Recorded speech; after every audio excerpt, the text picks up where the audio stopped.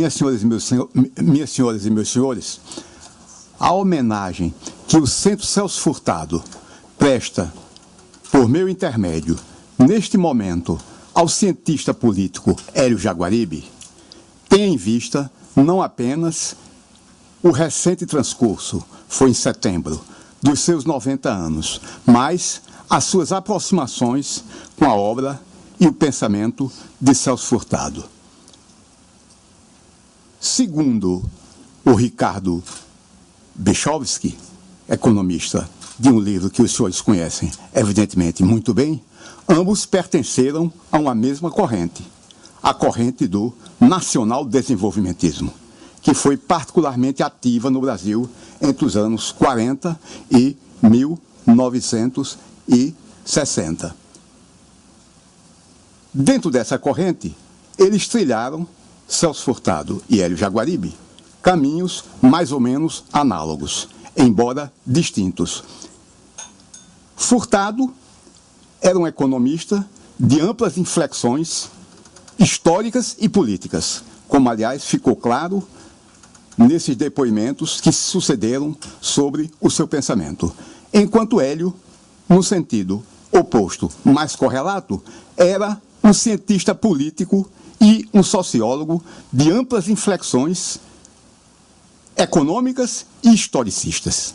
Hélio é um pensador assim, profundamente singular, no sentido de que a sua sociologia e a sua visão de ciência política se abrem consideravelmente para a economia e a história. Foi aí que ele se aproximou do nosso grupo, um grupo que na Paraíba se intitula José Honório Rodrigues, porque exatamente filiado ao pensamento de um historiador que todos conhecem. Dessa vinculação, dessa associação entre Hélio Jaguaribe e Celso Furtado,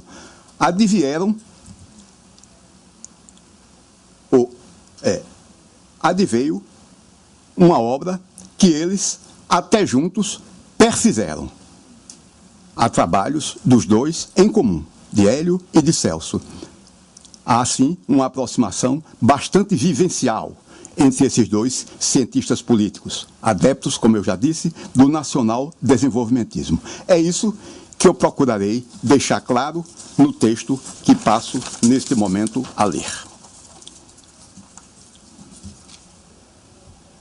Foi apenas por uma questão circunstancial que o ano passado, em Marataízes, no Espírito Santo, onde se comemorava, onde se registrava, não gosto dessa palavra comemoração, gosto de registro, que implica em discussão, em análise crítica. Pois bem, então, em Marataízes, uma praia do Espírito Santo, se registrava o centenário de Rubem Braga. Foi o ano passado. E eu revelei, então, que por inteiro eu conhecia a dois autores, o historiador José Honório Rodrigues e o cronista Rubem Braga. Surpreendi um pouco o pessoal do Espírito Santo, que eu disse lá, porque, na verdade, repito aqui, que tinha lido a obra de Rubem Braga todinha, como também tinha lido a de José Honório Rodrigues. Em verdade, há também outros autores a que eu me dediquei inteiramente, lendo a sua obra toda, na medida do possível. E um deles é o cientista político Hélio Jaguaribe, com quem completei a minha formação em ciências sociais, delineada através de José Honório Rodrigues, Croce e Benedetto Croce, o filósofo italiano, e Arnoldo Toynbee. Isso porque, se Croce e Rodrigues me induziram à história presente, aí veio exatamente uma concepção do nosso grupo que eu procurei aperfeiçoar. A história não é o passado, mas o tempo. E o inglês, Toynbee, acerta o acento culturalizante, quer dizer, de Croce veio essa ideia de história presente em mim. De Toynbee veio essa ideia de uma história culturalizante, uma história voltada para a cultura, bem antes de Brodel. E foi então, com Hélio Jaguaribe, que sedimentei a minha formação em ciência política. A esta caberia a aplicação da história, como um dos traços característicos do aparelhamento conceptual jaguaribiano. Aqui se falou no pensamento furtadiano, e eu vou pedir licença à filha dele, Ana Maria, para dizer aqui que há também o pensamento jaguaribiano. Esta razão, porque mesmo sem comparecer ao Rio de Janeiro, acompanhei com maior interesse a jornada cultural dos 90 anos do imenso preceptor que nunca nos faltou. Constante de debates em torno de sua obra, efetivados a 26 de novembro de 2013, no auditório do Instituto Histórico e Geográfico Brasileiro, onde volto a falar depois da manhã sobre Hélio Jaguaribe, esse registro, essa discussão de novembro do ano passado, ocorreu sob a coordenação do historiador Arno Welling, com a participação dos professores Aldo Ferrer, Bolívar Lamounier, Cândido Mendes, Celso Laffer, Francisco Verfort e o embaixador Samuel Guimarães. Ela registrou, então, o relançamento de 3 livros de Hélio, propiciados pela Fundação Alexandre de Gusmão: Introdução ao Desenvolvimento Social, O Nacionalismo na Atualidade Brasileira, que é mais ou menos correlato a um livro de Celso Furtado aqui, muito citado, né? Formação do Pensamento Brasileiro, e Estudos Filosóficos. Esses foram os 3 livros de Hélio lançados no ano passado por ocasião dos seus 90 anos. Constituíram uma iniciativa da Fundação Alexandre de Gusmão e esses trabalhos intitulam-se, repito, Introdução ao Desenvolvimento Social, O Nacionalismo na Atualidade Brasileira e Estudos Filosóficos. Foram todos relançamentos. De minha parte, lamentei apenas a ausência nessa relação de desenvolvimento econômico e desenvolvimento político, um livro de 1969 que eu considero o livro-chave do universo jaguaribiano. Isto porque, cristalizando o modelo bismarquista-napoleonista, é uma das teses básicas do pensamento de Hélio Jaguaribe, de que o Brasil tem de avançar em torno de um modelo bismarquista-napoleonista ou neobismarquista do autor, no essencial favorável a Estado não cartorial, que por meio de competências delegadas acionaria o desenvolvimento. É nesse livro, Desenvolvimento Econômico e Desenvolvimento Político, que vai surgir essa ideia de que o impulso brasileiro para o crescimento e, sobretudo, para a redistribuição da renda, deve apoiar-se num novo tipo de Estado, que é exatamente o Estado neobismarquista ou bismarquista-napoleonista. Isso aparece nesse livro, Desenvolvimento Econômico e Desenvolvimento Político. Por isso eu considero essa obra a obra fundamental de Hélio Jaguaribe, no sentido de que esse livro está para HJ como Casa Grande Senzala, que é de 1933, para Gilberto Freire, Formação Econômica do Brasil, 1956, para Celso Furtado, Aspirações Nacionais, 1963, para José Honório Rodrigues, e Os Donos do Poder, terceira edição, revista, 1959, para Raimundo Fauro. Né? Quer dizer, deles provieram as demais criações desses autores. Eu sustento muito, ao longo da minha conversa no Clube Jornal, de que os grandes autores têm sempre uma obra básica. E dessa obra básica vão retirando os seus filhotes. Isso cabe, por exemplo, para Nelson Werneck Sodré, com a formação histórica do Brasil. Cabe também para Fernando Henrique, com o livro sobre capitalismo e escravidão meridional no Brasil, e cabe também para Vanmilé Chacon, com Da Escola do Recife ao Código Civil. Eles escrevem esta obra, escrevem essas obras, e a partir daí começam exatamente a desenvolver o seu pensamento, que se torna um pensamento coerente, no sentido de que desenvolvem aquelas primitivas matrizes. Assim, se em breve notícias sobre a própria obra de pensamento original Made in Brasil, que é um livro de 1999, o antigo animador do grupo de Itatiaia, no caso Hélio, reparte-se entre o intelectual, o empresarial e o homem público, é outra a perspectiva em que nos situamos.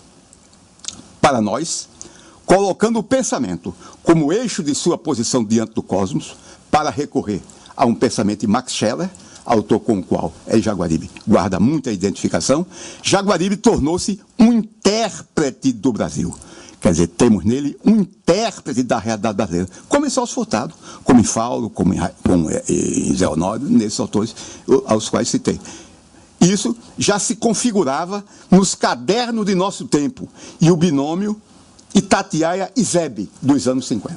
Quer dizer, essa formulação de se voltar para a interpretação do pensamento brasileiro, Jaguaribe desenvolve desde cedo, quando ele já estava concluindo o curso de Direito e publica uma revista, que são os Cadernos do Nosso Tempo, e depois se engaja no IBESP, Instituto Brasileiro de Estudos Sociais e Políticos, que vai dar origem ao ISEB, do qual ele se torna a figura central.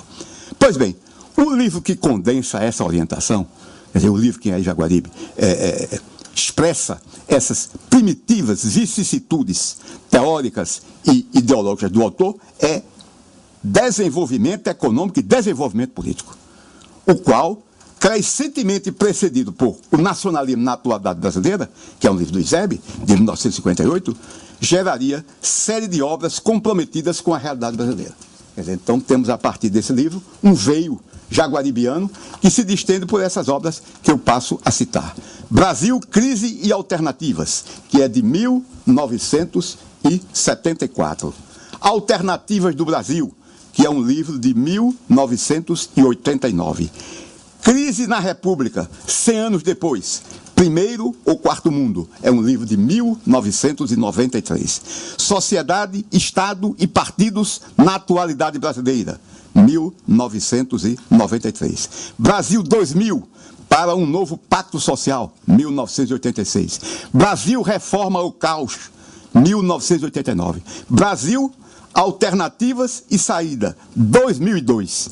E antes que todos, as entrevistas coletivas de A Nova República, O Nome e a Coisa, que é de 1985, e o projeto coletivo de Brasil, Sociedade Democrática. Esse Brasil, Sociedade Democrática é um livro muito importante, ele focaliza lá a democracia no mundo, e temos aí trabalhos de Iglesias, Francisco Iglesias, historiador mineiro, desenvolvendo a democracia no Brasil, e há estudos também de outros autores, entre os quais Vamília Chacon e Vanderlei Guilherme.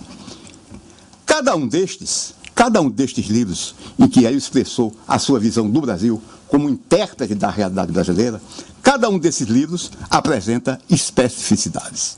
Se Brasil, Crise e Alternativas foi apresentado por Carlos Castelo Branco, era um jornalista que mantinha uma prestigiosa coluna no Jornal do Brasil.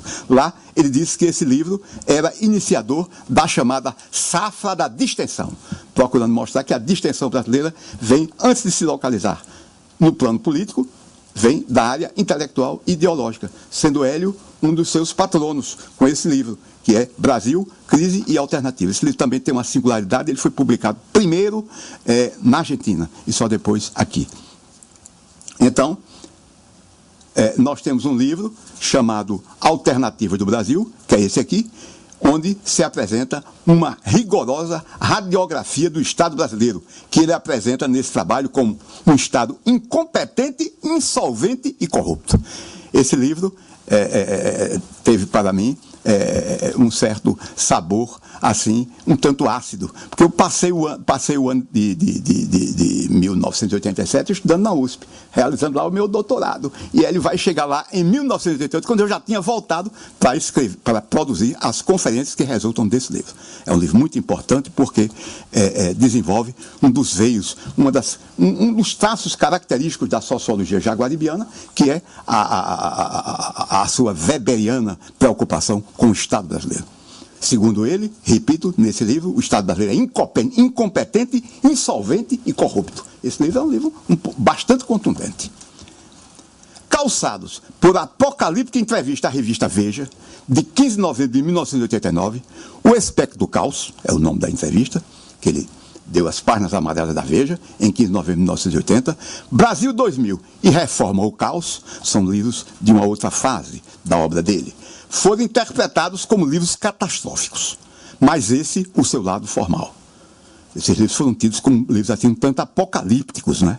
Esses livros de interpretação do Brasil daquele momento. Ele achando que o Brasil estava trilhando caminhos muito perigosos, que as massas podiam descer dos socavões e das favelas para o centro. E isso, aliás, não deixou de acontecer, não. Né? Pois bem, no essencial, esses livros dessa nova fase, esses livros tidos Brasil 2000 e Reforma ou Caos, tidos por alguns autores como apocalípticos ou mesmo cavernosos, no essencial, esses livros articulavam-se com a problemática mundial de um país que ia ficando para trás. Ele estava sentindo com desgosto, embora ele fosse um otimista, que o Brasil estava ficando para trás. E por isso trilhava esses caminhos que na obra dele ele vai considerar muito perigosos. Essa é a razão porque na coletânea Brasil, Sociedade Democrática, 1985, um livro a que eu já fiz referência, é uma coletânea de um projeto desenvolvido por ele, que tinha um instituto aqui no Jardim Botânico. Então, nesse livro, ele não se ocupa da realidade brasileira. Ele deixa a realidade brasileira a cargo de Francisco Iglesias. Ele se volta para a realidade universal, para a realidade mundial, onde ele vê a democracia favoravelmente irrigada pelas experiências do Labour Party, o Partido Trabalhista Inglês. Tal se verificava porque HJ, aliás, nunca se fechou para o Brasil. Quer dizer, ele não escreve sobre o Brasil, em Brasil Sociedade Democrática, mas preside o projeto, organiza o projeto, viabiliza a iniciativa que vem do seu instituto. Isso se verificava porque, tal como se verificou ao longo da sua obra, ele nunca se fechou para o Brasil. Legítimo cidadão do mundo, abriu-se para a América Latina como primeiro estágio de trajeto que o conduziria ao universo. Entrosado com as experiências empresariais de Latino Equip, foi um trading empresarial que ele implementou durante uma certa fase da vida, o continentalismo jaguaribiano fluiu em pelo menos 3 solos ensaios. Aqui eu chamo a atenção, em outros estudos, para o fato de que há autores brasileiros que se voltaram para a América Latina. Na minha geração, por exemplo, eu sou de 40. Estou com 74 anos. Então, na minha geração, a maneira é comparar o Brasil com os Estados Unidos. Isso vai resultar no livro que é Bandeirantes e Pioneiros, de Viana Mug. Muitos devem conhecer aqui, um paralelo entre duas culturas. Havia essa mania de comparar o Brasil com os Estados Unidos. Mas a geração de Hélio Jaguaribe vai romper com isso. Então vão surgir pensadores que se preocupam com a América Latina. Hélio Jaguaribe, Darcy Ribeiro, Glauber Rocha, Fernando Henrique Cardoso e vários outros, que se voltam para a América Latina. Quer dizer, a comparação, a inserção do Brasil não deve ser em relação aos Estados Unidos, mas em relação à América Latina. Então, Hélio vai expressar alguns livros nesse viés.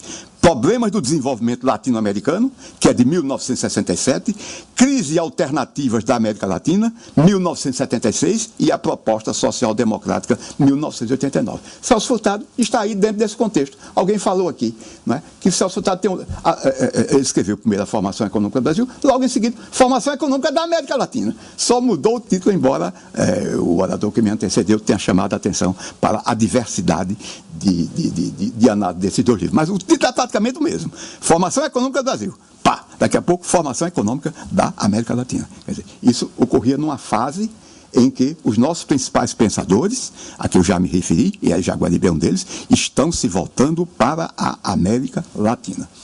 Se, em problema do desenvolvimento latino-americano, a apreciação da nossa realidade cresce com a caracterização do regime militar brasileiro, que Hélio Jaguaribe considera como de fascismo colonial, e as análises das ideias dos peruanos, José Carlos Mariátegui e Raia de la Torre.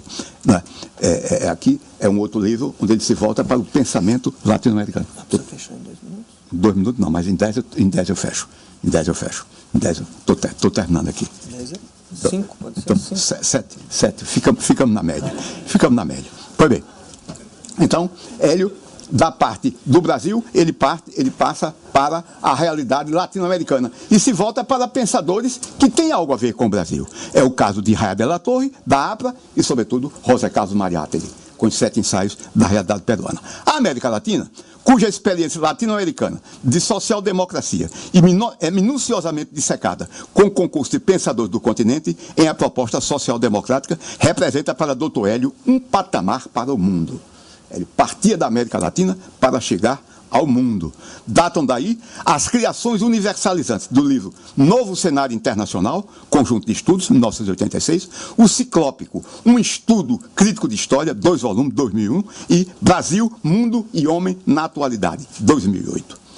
Congregando sólido conjunto de estudos, este último, quer dizer, Brasil, Mundo e Homem na Atualidade, reafirma a insistência de considerar o Brasil sempre diante e dentro do mundo, mas o mais importante de todos é um estudo crítico.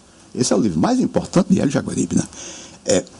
É precedido dessa brochura aqui, que eu gosto muito. Esse livro foi escrito em inglês, essa brochura está produzida em inglês, nela ocorre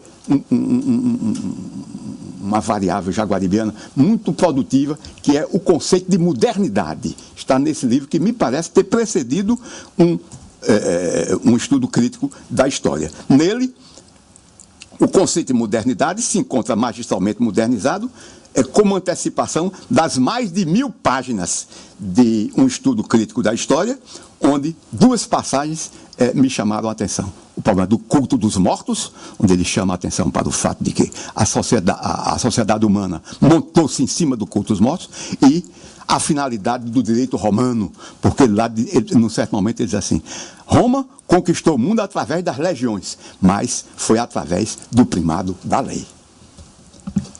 Mas existe a transcendência, o que o aproxima de certo iluminismo religioso com a divindade no homem. O criador do Eusébio sintonizou sua senectude com vigorosa reflexão sobre esses valores. Foi se aproximando no final foi se aproximando dos 80 anos e começou a refletir sobre a questão da vida, com esses livros: Transcendência e Mundo na Virada do Século, 1993, Brasil, Homem e Mundo, Reflexão na Virada do Século, 2000, e O Posto do Homem no Cosmos, 2006, cada um mais criativo do que o outro. Do ex-professor de Harvard e Stanford, haveria outros estudos a considerar, como o ensaio Brasil, Estabilidade Social pelo Colonial Fascismo, da coletânea Brasil, Tempos Modernos. É aqui onde ele se aproxima mais de Celso Furtado. Esse livro resultou de uma sugestão de Sartre a Celso Furtado, para que coordenasse um estudo sobre o Brasil, para ser publicado na revista Tão Moderno de Sartre.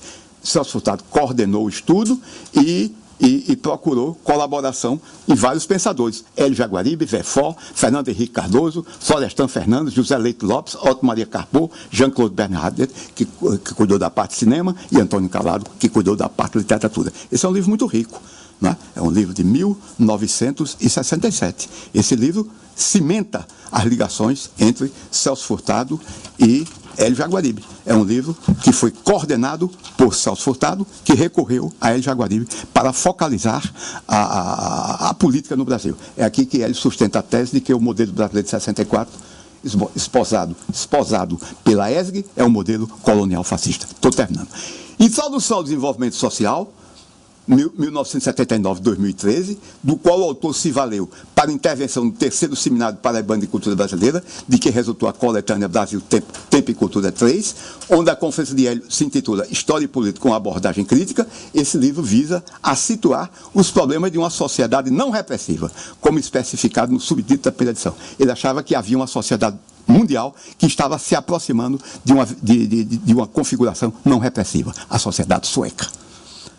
Das publicações ensejadas pela Fundação Alexandre de Gusmão, Estudos Filosóficos e Políticos conjuga 2 predileções do autor: filosofia e política. Para a coordenadora desse livro, que está aqui presente, a doutora Ana Jaguaribe, ela tornou-se oportuna ao relacionar, quer dizer, a coletânea tornou-se oportuna ao relacionar introdução ao estudo crítico da história e propostas helenísticas e demandas contemporâneas em filosofia e história, que é o ademarismo, evolução política do Brasil, ele sempre conjugando a parte brasileira, a parte nacional com a parte internacional, com a parte mundial. Aqui estou terminando. Enfim, foi enorme o acerto da inclusão de um nacionalismo na atualidade brasileira, que é um livro de 1958 e está entre as obras reeditadas o ano passado, por ocasião dos 90 anos dele.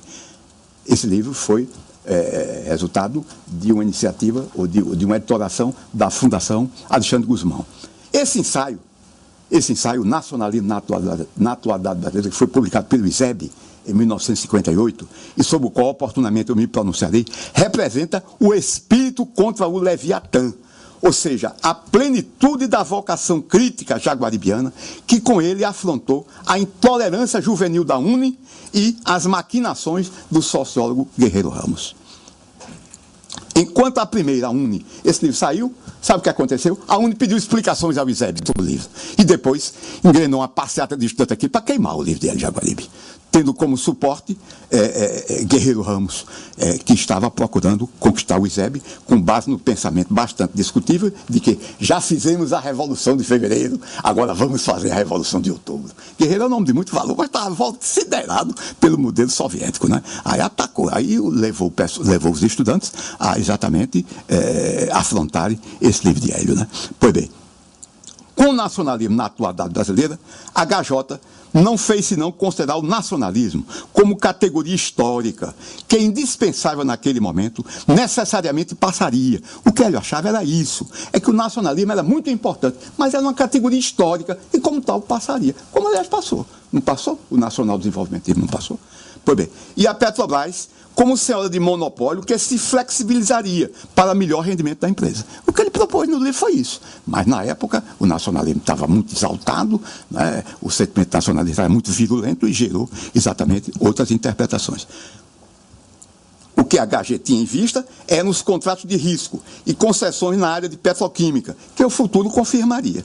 À época, todavia, a estreiteza e a intolerância tanto se conjugaram que a discussão do tema prenunciou sua saída do ISEB e o controle deste pelo Partido Comunista.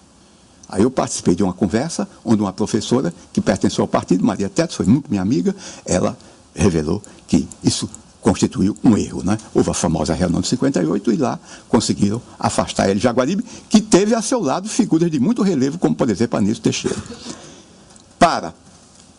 Aliás, pior, quer dizer, o Partido Comunista tomou conta do ISEB, através de Rolando Corbusier, Nelson Neco Sodré, sobretudo Álvaro Vieira Pinto, né? Foi pior para o partido, que transformou o Instituto, o ISEB, em sucursal ideológica, e para o ISEB que se isolou. Mas não para o cientista político, Jaguaribe no caso, que seguiu em frente, na construção de obra verdadeiramente luminosa e sintonizada com a habitual saudação da abertura de nossos telefonemas. Professor Jaguaribe, viva!